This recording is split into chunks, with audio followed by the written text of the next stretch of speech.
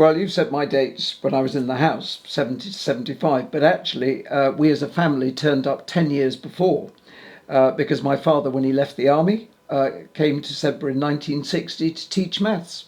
So I was two and a bit and went to the local primary school, then went off to Molesey School near Cross Hills. So Sedbergh was and very much remains home, even though mum and dad sadly long gone and they moved from Sedbergh in 1987. I always think of where's home? Sedbergh.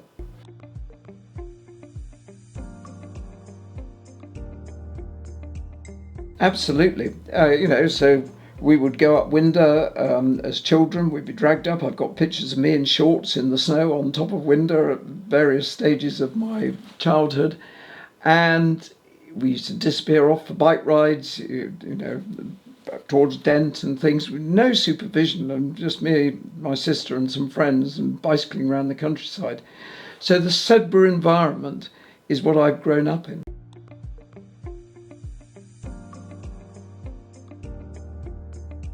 Very much so, very much so. And you can't go to someone like Sedbergh, I don't think, and feel the benefits that come from the magnificent setting in which it sits. I mean, obviously the school song, Courtly Calf and Winder, but the rivers, it's just all there. And if you don't let that infuse into you, you're probably missing part of the Sedbergh experience, I would say.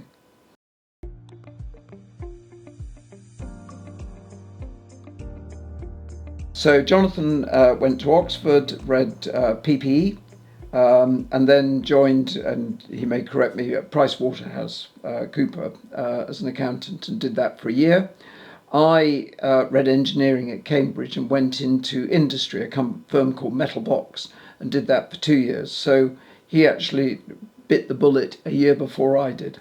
So Jonathan's career, very interesting career, but much more operationally focused than mine. He's been to some pretty challenging environments. But I think for both of us in the military, and we'll come back to this because I think it's really important, the values I learned at Sedbergh and the resilience.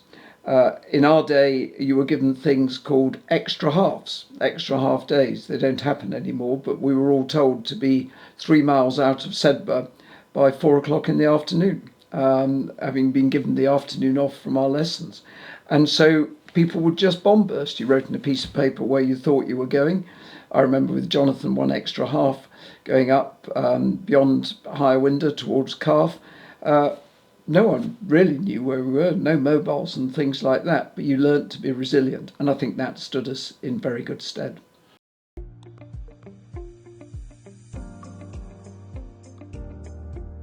So Dad was in the army from 1936 until he came to teach at Sedbergh in 1960. He served in India, North Africa. He was really badly wounded on D-Day. He landed on Sword Beach on the morning of D-Day. He was a captain in the Royal Artillery, and the infantry battalion he was with were tasked to reach Caen, which was one of the D-Day objectives. And he nearly got there. At about 7:30 that evening, his tank was blown up, and his driver was killed, and his gunner was wounded, and he was wounded. And he was shipped back and spent 2 years in hospital.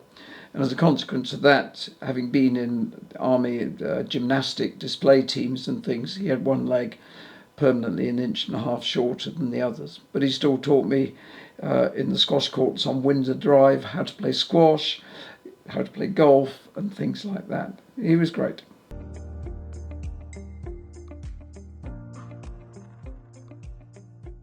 So, I mean, looking back, I think the careers advice is much, much better. I certainly hope it was.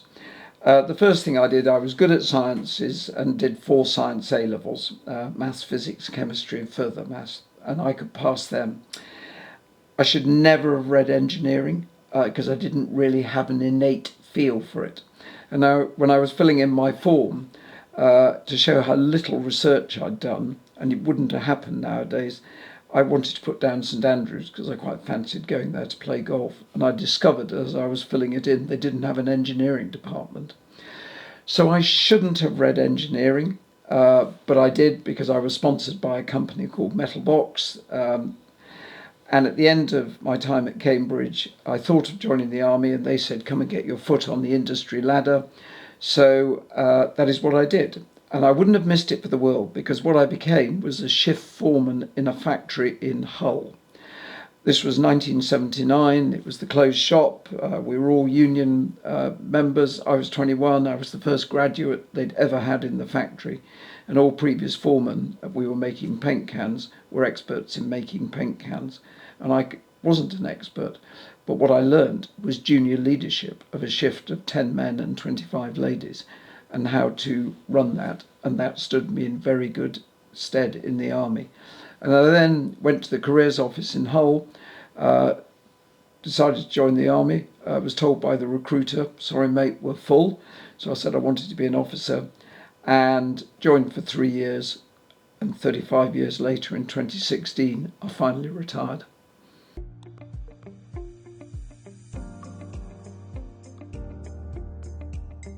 I think it's essential, because I think and the army does the same, and the police do the same by directing that everyone should serve time on the beat. I think it's essential that you understand what is going on at the coalface. And I learnt that. I worked double day shifts, 6 to 2, 2 to 10, alternate weeks. My men worked with me. The ladies did 7 to 12, 12 to 5, 5 to 10.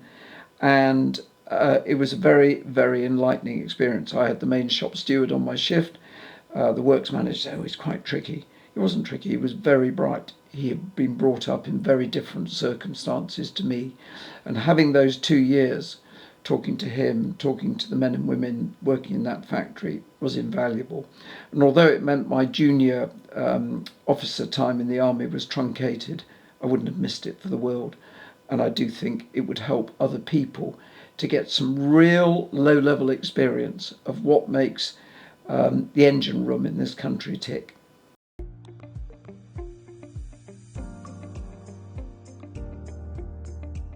I've been lucky.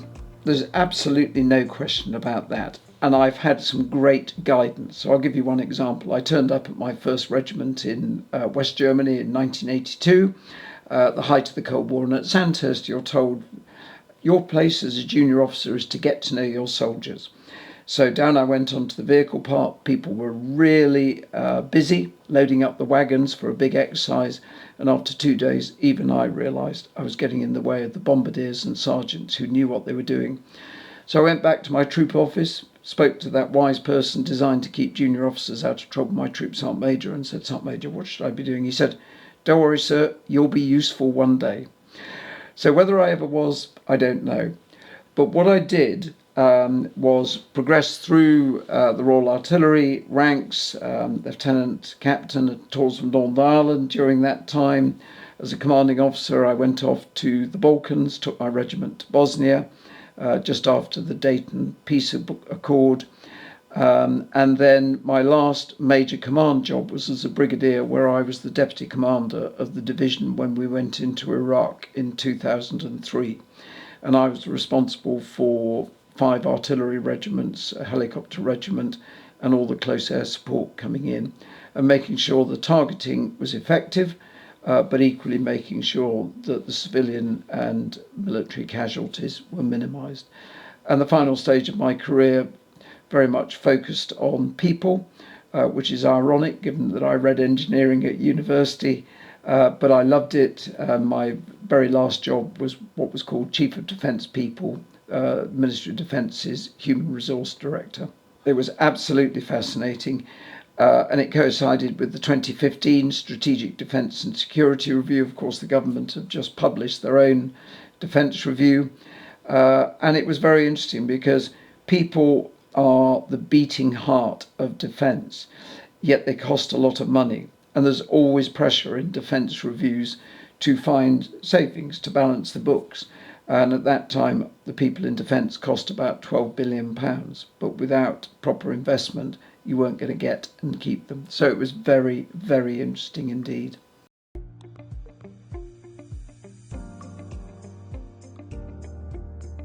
So I think I have a role in the Royal Artillery. I'm what's called the Master Gunner of St James's Park. I'm the head of the Royal Artillery. It's honorary position, but it's a great privilege to hold it. And one of the things I do 3 times a year is to dine in and give a speech to our next generations of young officers.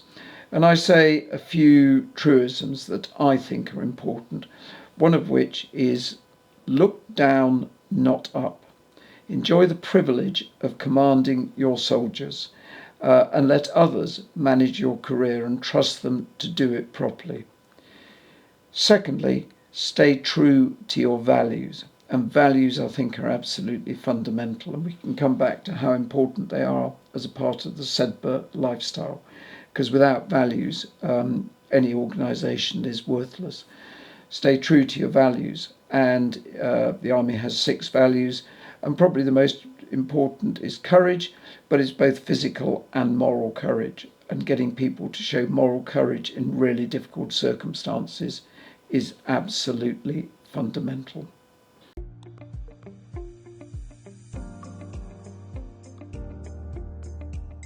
So I think certainly in my day, and I think the balance is better now, sport was preeminent in Sedbergh and rugby. And Sedbergh's always been a very good rugby school. Absolutely no thanks to me, I can promise you.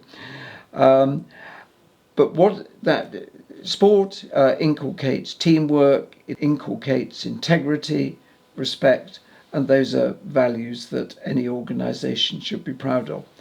So I think that is important. I think the house culture in Sedbergh, where you are thrown together with a group of people of various ages, maturities and experience, and welding that group into a cohesive team that trust each other, respect each other, can only be based on values. So I think from a Sedbergh point of view, the sport, the wider opportunities, the house culture, all help to strengthen values in the young people who are there at the school at the moment.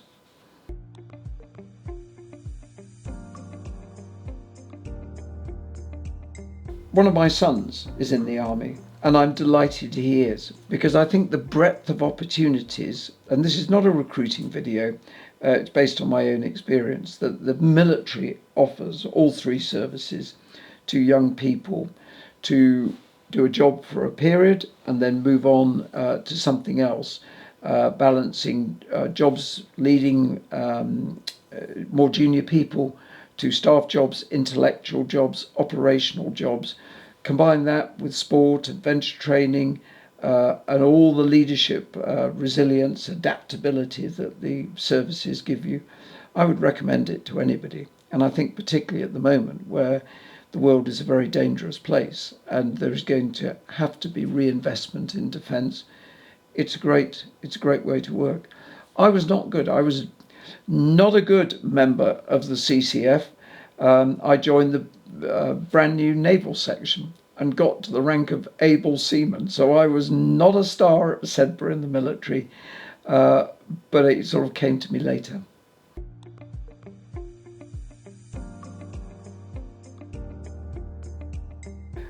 Yes, I do actually. And I always say that what would have made me leave the military would it have been if the Army had gone below a particular size or certain equipments hadn't come into service. No. Had the military ever compromised on its values, that would have been the time for me to leave. And I don't think it has.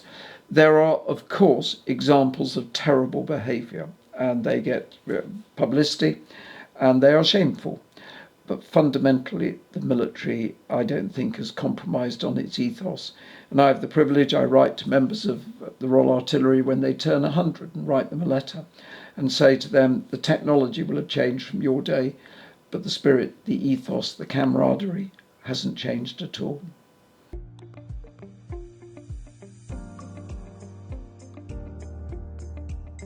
More stuff.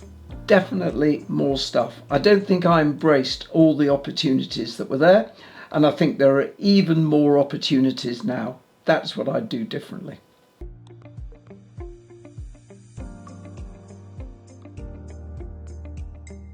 I think because of it gets the balance right between giving the pupils freedom within a structured environment. It uses the hills, the terrain to best effect. I think that is inspiring, but it's that balance of structure and freedom. And within that, as I see it now, particularly as a governor, the young people there thrive. And I think that's fantastic.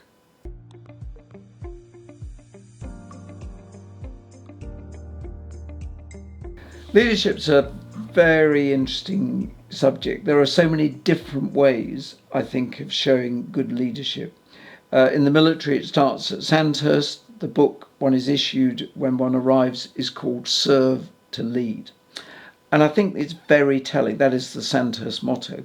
And I think that's really telling, because leadership is about obviously being competent, being good at your job, providing the appropriate direction when it's necessary, but also, in my view, serving. And my life, I think, since I joined the army, has been about service. And since I left, I've also run a military charity, and I think that is about service. So my tips for leadership: be professionally very competent indeed. The days where you can sort of cuff it and bluff it are long gone. So you've got to know your stuff. You've got to know your people, and that takes proper investment in them.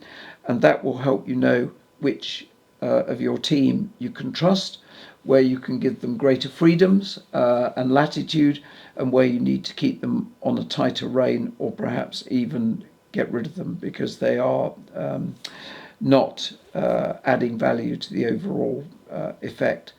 Know your people, and then have the confidence in yourself without being arrogant to give that sort of direction that people are looking for, particularly when they're in a difficult situation. I think some people have more natural leadership traits, but you need to learn and train and practice it. So I don't think anyone comes out of the womb a fully formed leader. Some are more likely to come leaders, but if they think they know it all, they will be bad leaders, because that shows an arrogance that will not help the people in their sphere of influence.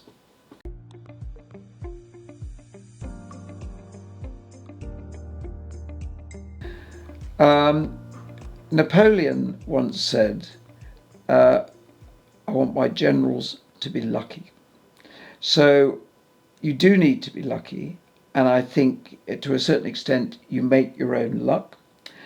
I also encourage people in the artillery to volunteer for everything, because the more you volunteer for, the more experience you'll get and the more opportunities will come your way. And even if you think, how on earth am I going to get through this week because I've just got so much on, you will, and you'll be a better person for it. So volunteer for everything. Stay true to your values, and I've talked a lot about values because I think they're very important. And as part of that, be kind, because you see an awful lot of unkindness, unnecessary unkindness, ranging from petty things like road rage through to people being just disrespectful. So volunteer, values, kindness. Happy 500th birthday, Sedbergh School.